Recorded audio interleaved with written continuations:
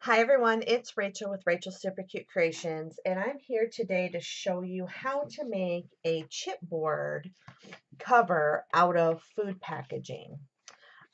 So you can save your cereal boxes or your other food packaging, and I'm going to use this stovetop box today because it has about 1.5 inch spine. Now, I do use my paper cutter to trim, but you do not want to use the blade that you're going to use to cut paper. So I have one that's marked. You can see, I don't know if you can see this right in the corner here. I marked it with a marker, and that symbolizes to me that it's one that I can use to cut with cardboard. Now, the next thing you want to do is you want to figure out what side of your box has this little folded in piece.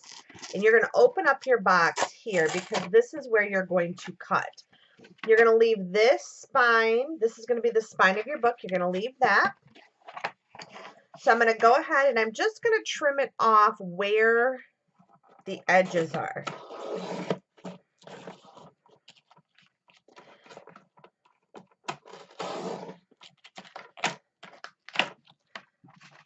And I'm going to go ahead and I'm going to do the same thing on this side.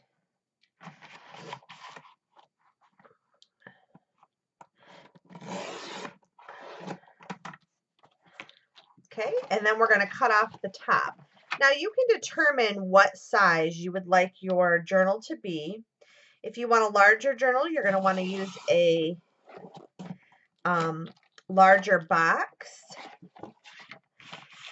But for this journal, it's approximately going to be around 5 inches wide and about 7.5 tall.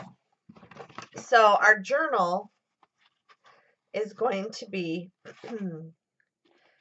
like this. So this is going to be my journal. And we'll go ahead and we'll measure it in just a second here. Let me get these pieces off of my desk. The next thing you want to do is you want to think about what kind of paper are you going to cover it with.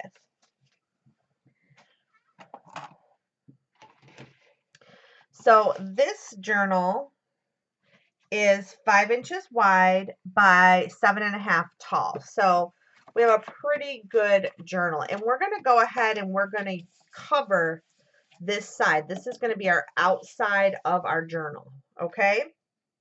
Now, some people will take and they will sand that off because this has kind of a sticky edge.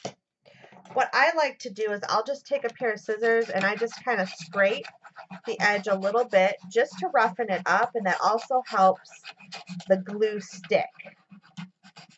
You don't have to do a lot, but you just have to get enough, and I go both ways, and I apologize for the noise, but you do want to score that.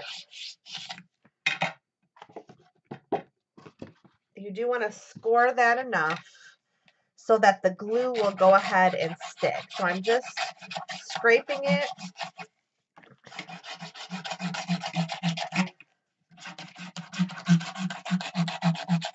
Okay, so that takes care of our cover. And I'm not putting a ton on there. Now, I recommend that when you cover your journal, that you cover it with a cardstock base, not a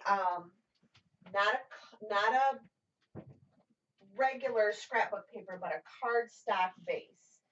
I'm going to go ahead and use craft paper because I want my front cover to be sort of a basic color. So we're going to go ahead and we're going to cover it with this craft stock.